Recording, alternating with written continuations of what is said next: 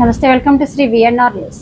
జీవితానికి సరైన మార్గం చూపించేది విద్య ఒకటేనని పీలేరు ఎమ్మెల్యే నల్లారి కిషోర్ కుమార్ రెడ్డి అన్నారు.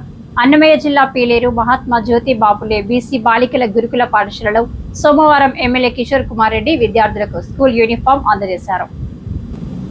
ఈ సందర్భంగా జరిగిన సమావేశంలో ఎమ్మెల్యే మాట్లాడుతూ మంత్రి నారా లోకేష్ ప్రభుత్వ పాఠశాలలో నాణ్యమైన విద్య కోసం అనేక సంస్థలను తీసుకొచ్చారని, ప్రభుత్వ వసతి గృహాలు అన్ని సౌకర్యాలు కల్పించే విధంగా నిధులు మంజూరు చేస్తున్నారని అన్నారు.